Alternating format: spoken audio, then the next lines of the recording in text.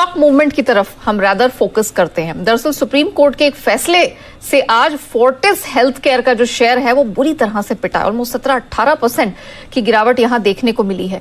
पूरा मामला क्या है और इतनी पिटाई क्यों हुई शेयर की, ये समझाने के लिए मेरे साथ कुशल इस वक्त स्टूडियो में जुड़ चुके हैं। कुशल, ये फोकस में रहा है स्टॉक आज, और लेकिन इतनी पिटाई क्यों हो गई आज, हुआ क्या?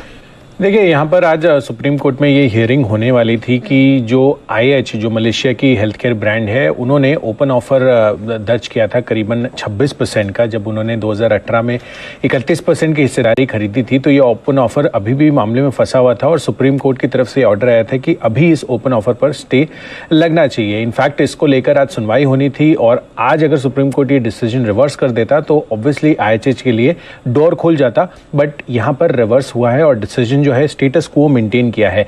तो जाहिर सी बात है कि ये जो ओपन ऑफर का ओवरहैंग है अभी भी बना हुआ है, और ये इसलिए क्योंकि डाइची सैंक्यो जो कि जापानीज एक फार्मा कंपनी है, उनकी तरफ से ये चीज आती हुई दिखी थी कि ये जो मामला था जिसमें जो अर्स्टवाइल प्रमोटर्स थे सिंह ब्रदर्स, उनकी तरफ से इन्होंने यानी कि जो डाइची सैंक्यो है 3600 करोड़ रुपए का आर्बिट्रेशन अवार्ड जीता था। तो जाहिर सी बात है कि ये उनको आर्बिट्रेशन अवार्ड उनकी तरफ से नहीं मिला है, बट डेफिनेटली जैसे कि अब largest share holder IHH health हो चुका है, तो अब वो जो ओपन ऑफर ला रहे थे उसको ध्यान में रखते हुए ये जो याचिका दायर की गई थी डाइची सैंक्यो द्वारा, उस पर सुप्रीम कोर्ट ने फैसला दे दिया है और ओपन ऑफर को आगे जो है प्रोसीड करने के लिए मनाही हो गई है। तो यानी कि ये जाहिर सी बात है कि यहाँ पर ओवरहैंग अभी भी आगे बना हुआ रहेगा।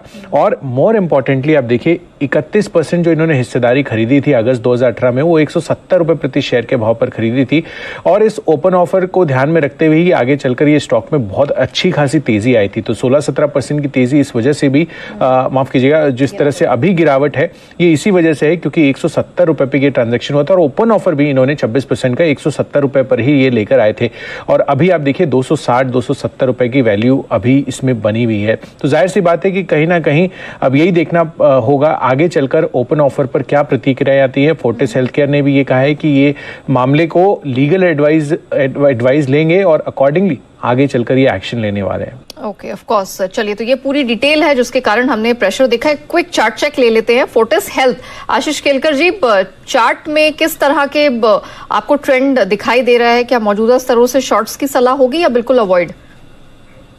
देखिए नेहा जी, मेरा जो चार्ट रीडिंग है उसके हिसाब से थोड़ा अवॉइड करने की सलाह होगी। हालांकि एक ट्रेंड तो बहुत ही बेहतरीन था, लेकिन आज की गिरावट की वजह से जो सारे इंपॉर्टेंट लेवल्स थे वो टूट गए हैं।